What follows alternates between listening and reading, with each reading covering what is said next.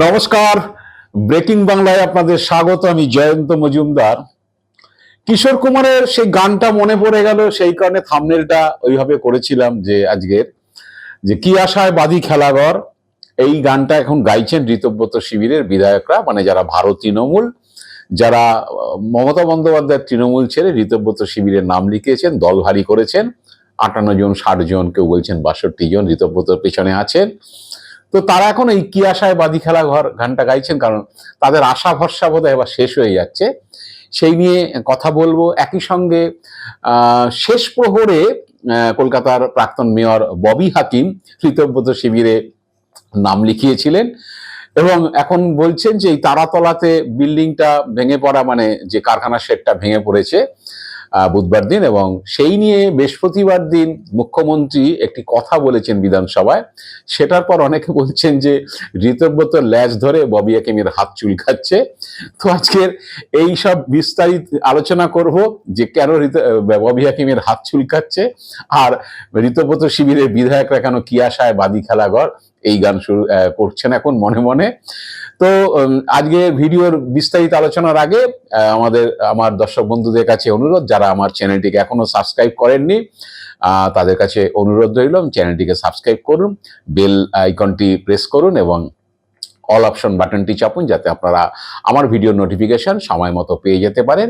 আর দর্শক বন্ধুদের কাছে আরো অনুরোধ করব, যদি ভিডিও ভালো লাগে তাহলে বন্ধু বান্ধবদের কাছে শেয়ার করুন। তো আসছি যে কেন আজকের এই এপিসোডটা করছি, সেটা হচ্ছে যে আপনারা জানেন যে ঋতব্রত বন্দ্যোপাধ্যায়ের সঙ্গে যখন এই তৃণমূলের বিক্ষুব্ধ বিধায়করা ভিড়লেন, 58 জন সই করে দিলেন স্পিকারের কাছে ঋতব্রত বন্দ্যোপাধ্যায়কে বিরোধী দলনেতা করা হোক। তো তখন যেটা শোনা গিয়েছিল যে তৃণমূলের যারা এখনো যে মমতা বন্দ্যোপাধ্যায়ের সঙ্গে রয়েছেন, তারা কেউ কেউ বলেছিলেন সে ভয় ভীতি এসবের কারণে জেল টেলে যাওয়ার ভয় আছে, দাদা কারো কোনো সমস্যা টমস্যা আছে, সেই সব কারণে হচ্ছে তারা ওখানে ওই দলে গিয়ে ভিড়েছে। ভালো তৃণমূল হয়ে গেলাম, মমতা বন্দ্যোপাধ্যায়কে ছেড়ে দিলাম, তাহলে হচ্ছে গভর্নমেন্টের বি টিম হয়ে, মানে বিজেপির বি টিম হয়ে থেকে যাবো অ্যাসেম্বলিতে। আমাদের কেউ গায়ে আঁচড় টাচড় দেবে না, কেউ ডিম ছুড়বে না, কেউ চোর চোর বলবে না, কাউকে জেলে যেতে হবে না। এইসবের কারণে হচ্ছে তারা গিয়ে নাম লিখিয়েছেন। তো তখন যেটা শোনা যাচ্ছিল যে ঋতব্রত বন্দ্যোপাধ্যায় নাকি কয়েকজন বিধায়ককে একটা অডিও ক্লিপিং শুনিয়েছিলেন, যেটা পরে অন্য বিধায়কদের মধ্যে সার্কুলেট হয়েছিল। সেই অডিও ক্লিপিং এ নাকি একজন স্বরাষ্ট্র মন্ত্রকের লোক তিনি বলতে চেয়েছেন যে এই যে জিতে এসছে যেসব তৃণমূলের বিধায়করা, তাদের অনেকের বিরুদ্ধে এনকোয়ারি হচ্ছে এবং পরবর্তীকালে কিন্তু ইডি, সিবিআই, এনআইএ এরা কিন্তু পদক্ষেপ করবে। তো এইরকম একটা শোনানো হয়েছিল। তা এটা ঘুরিয়ে বলে দেওয়া হয়েছিল যে যদি তারা তৃণমূলের অফিসিয়াল তৃণমূল, মানে মমতা বন্দ্যোপাধ্যায়, অভিষেক বন্দ্যোপাধ্যায়ের তৃণমূল ছেড়ে তারা হচ্ছে এই ঋতব্রতের সঙ্গে নামটা লেখায় বা তার সঙ্গে থাকে, তাহলে তারা বাঁচতে পারে, এরকম একটা ব্যাপার হয়েছিল। তো বেরোতে গেলে তো কিছু কারণ লাগে। তো অনেকেই বলেছিল যে অভিষেক হটাও, তৃণমূল বাঁচাও, মানে অভিষেক বন্দ্যোপাধ্যায়ের সঙ্গে কাজ করা যাচ্ছে না, বাচ্চা ছেলে, সে আমাদের কমান্ড করে অল ইন্ডিয়া জেনারেল সেক্রেটারি, তার নেতৃত্ব কেন মানবো, আমরা দিদির দল করি। সুতরাং দিদির দলকে দিদি আছে, কিন্তু দিদির চেয়ারপারসন আছে, কিন্তু ছাড়তে গেলে একটা ছুতো লাগে বলে অভিষেক বন্দ্যোপাধ্যায়কে ঢাল করেছিল। আসল লক্ষ্য ছিল যেটা তৃণমূলের যারা অফিসিয়াল, যারা এখনো মমতা বন্দ্যোপাধ্যায়ের সঙ্গে রয়েছেন, তারা বলছিলেন যে ওইসব ওই অ্যারেস্টের ওসব ভয় ট্রাই হচ্ছে, এগুলো সব এরা সব চলে গেছে। তো কারণ হচ্ছে যারা সক্রিয় বেশি, যে 6-7 জন বেশি সক্রিয়, তাদের নাকি বেশি বেশি করে সমস্যা রয়েছে, সেই জন্যই হয়েছে। কিন্তু যেটা হয়েছে সেটা হচ্ছে যে এই বিধানসভা যে অধিবেশন চলছে, বাজেট অধিবেশন চলছে, এখানে রাজ্যপালের ভাষণের উপর যে শেষে যে জবাবি ভাষণ দিয়েছেন মুখ্যমন্ত্রী শুভেন্দু অধিকারী, সেখানে তিনি বলেছিলেন যে একটাকেও ছাড়া হবে না, কাউকে ছাড়া হবে না, মানে যারা দুর্নীতি করেছেন। তো আমি যে শুভেন্দু অধিকারী সেই বক্তব্যটা শোনাই আপনাদের, শুনুন শুভেন্দু অধিকারী কি বলেছিলেন। একটা চোরকে ছাড়া হবে না, কোন চোরকে ছাড়া হবে না। আপনারা শুনলেন যে একটা চোরকেও ছাড়া হবে না, কোনো চোরকে ছাড়া হবে না। তো এই দিন কিন্তু অফিসিয়াল তৃণমূল যারা ঋতব্রত বন্দ্যোপাধ্যায়ের সঙ্গে রয়েছেন, তারা সেদিন ওয়াক আউট করেছিলেন শুভেন্দু অধিকারী সেই জবাবি ভাষণে।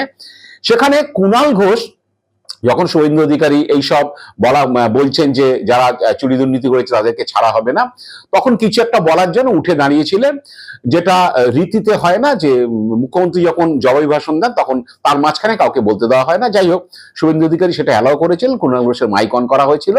কুণাল ঘোষ বলেছিলেন যে যারা ওই আজকে ওই ভালো তৃণমূল ছাড়ছে তাদেরও যদি কেউ কেউ দুর্নীতি করে থাকে তার বিরুদ্ধে ব্যবস্থা নিতে হবে। তার সাথে শুভেন্দু অধিকারী সম্মত জানিয়েছিলেন। তো বিষয়টা হচ্ছে এখন যেটা হয়েছে, এই সব বলার পরে এখন এই ঋতব্রতর বিধায়করা এই শুভেন্দু অধিকারী বলছেন একটা চোরকেও ছাড়া হবে না, কোনো চোরকে ছাড়া হবে না। তারপরে ঋতব্রত শিবিরের বিধায়করা কিন্তু এই কি আশায় বাদি খেলা ঘর এই গানটা কিন্তু মনে গুনগুনিয়ে গাইছেন মনে মনে। এবং ইতিমধ্যে দল পাখানো শুরু হয়ে গেছে। বীরভূমের এমএলএ বলছে যে কি হলো, করে তো কিছু হলো না, সেফগার্ড তো কিছু পাওয়া যাচ্ছে না, ভয় ঢুকে গেছে, সেফগার্ড তো কিছু পাওয়া যাচ্ছে না, বলছে কাউকে ছাড়া হবে না। ওদিকে এলাকায় তো পুলিশি জুলুম চলছে, পুলিশি হামলা চলছে, আমার অনুগামীদের সব মিথ্যে মামলা দিচ্ছে, পুলিশি মামলা দিচ্ছে, এইভাবে তো হচ্ছে সম্ভব না। তো এসব বিধানসভায় মুখ্যমন্ত্রী বলে দেওয়ার পরে নিশ্চিতভাবে কোনো অ্যাকশন শুরু হবে। এখন ঋতব্রত যেসব যে রক্ষা কবচ টবচ দেবে বলেছিলেন, সেই সব রক্ষা কবচটা এখন আর হচ্ছে না। তো তারা পড়ে গেছে চিন্তায়। এখন তারা হচ্ছে অনেকেই আস্তে আস্তে ঋতব্রত বিরোধী হয়ে উঠছেন। শুধুমাত্র ঋতব্রত এবং হচ্ছে কয়েকজন মানে বলছে যে কালীঘাট শিবির বলছে যে যাদের আর কি বেশি ব্যথা বেশি তারাই হচ্ছে সবচেয়ে বেশি হচ্ছে এই এখনো ঋতব্রতর সঙ্গে আঁকড়ে পড়ে আছেন। কারণ হচ্ছে আপনারা জানেন যে কারোর নামে কোনো খুনের মামলায় হচ্ছে চার্জশিটের নাম ছিল, যে তারা অনেক অ্যাক্টিভ হয়ে এখন অনেক বড় পদে গেছে, ঋতব্রতদের দলে বড় পদে রয়েছে।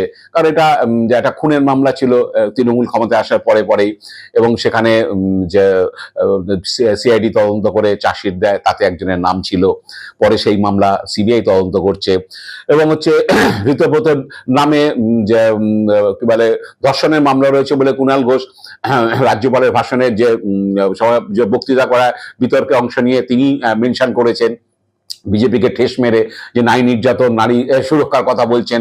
আগে এই হাউসে যে উনি রয়েছেন তার বিরুদ্ধে যে মামলা রয়েছে সে মামলার কি তদন্ত করবেন, ঋতব্রতকে মেনশন করেই তিনি বলেছেন, হাউসের মধ্যে বলেছেন।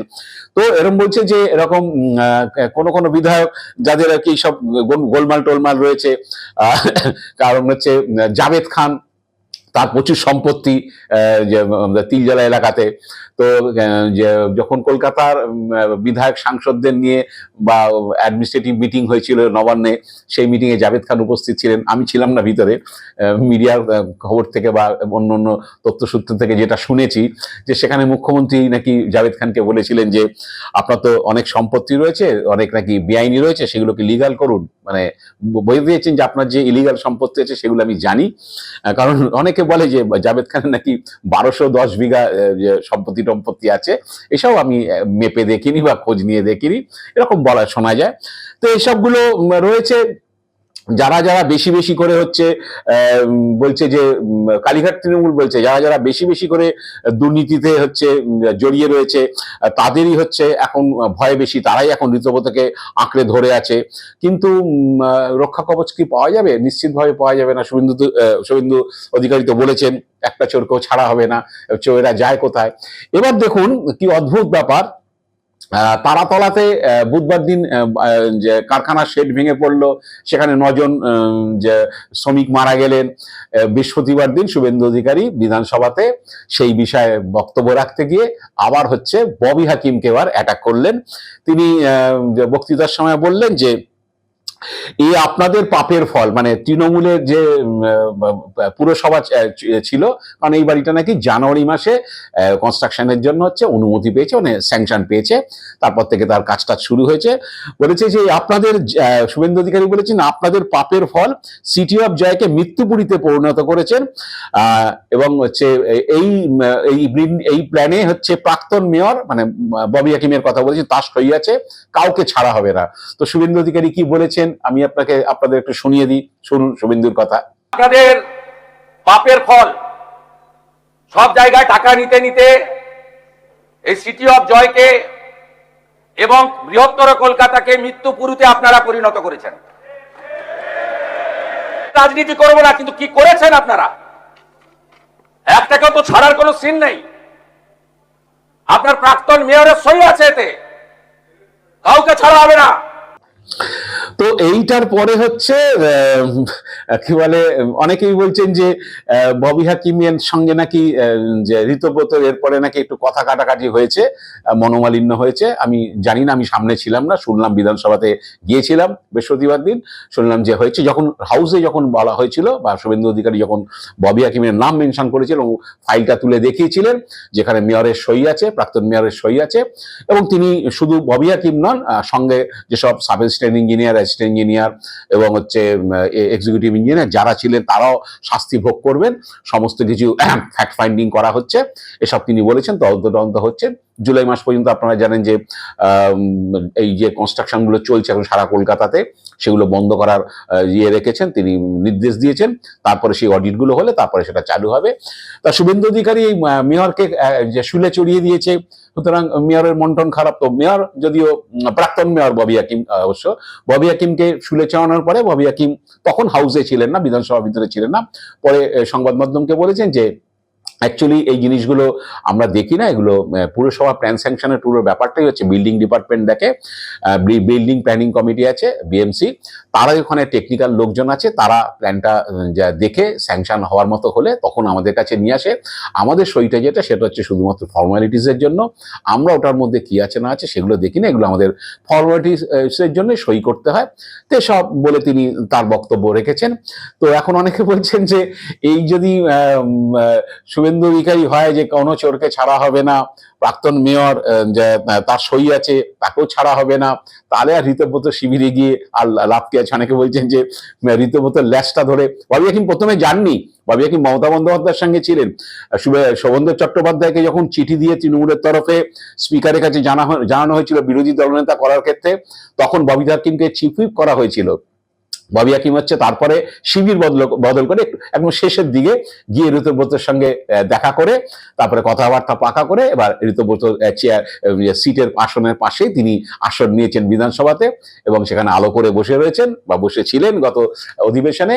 তা ববি দেখছে যে এখন দেখতে পারেন যে অনেকে বলছেন যে যারা তৃণমূলে, কালীঘাট তৃণমূলের, যে ওর তো কিছু সমস্যা টমস্যা আছে। ববি বলছে যে মেয়ের নাকি মিডল ইস্টে হোটেল ব্যবসা আছে, তারপরে নিয়োগ দুর্নীতি নিয়ে সিবিআই ববি হাকিমের বাড়িতে তল্লাশি চালিয়েছিল, নারদ কেসে ববি হাকিম অ্যারেস্ট হয়েছিল। আবার কেউ কেউ বলছেন যে গেমিং অ্যাপে যে কিছু লোকজন ধরা পড়েছিল গার্ডেন ডিস থেকে, তাদের সেই মামলাটা ইডি করছে। সেই মামলাতে তারা নাকি আবার বলেছে, মানে ইডি যেটা বক্তব্য যে তাদের নাকি কেউ কেউ বলেছিলেন যে ববি হাকিমের কিছু ইনভেস্টমেন্ট সেখানে হয়েছে। তো এইসব নিয়ে অনেক চাপটাপ আছে, সেটাই কালীঘাটের তৃণমূলের শিবির থেকে এইসব ধরনের কথা বলা আছে যে সেই জন্যই ঋতব্রতর পেছন ধরেছিল বা ঋতব্রতর ল্যাস ধরেছিল।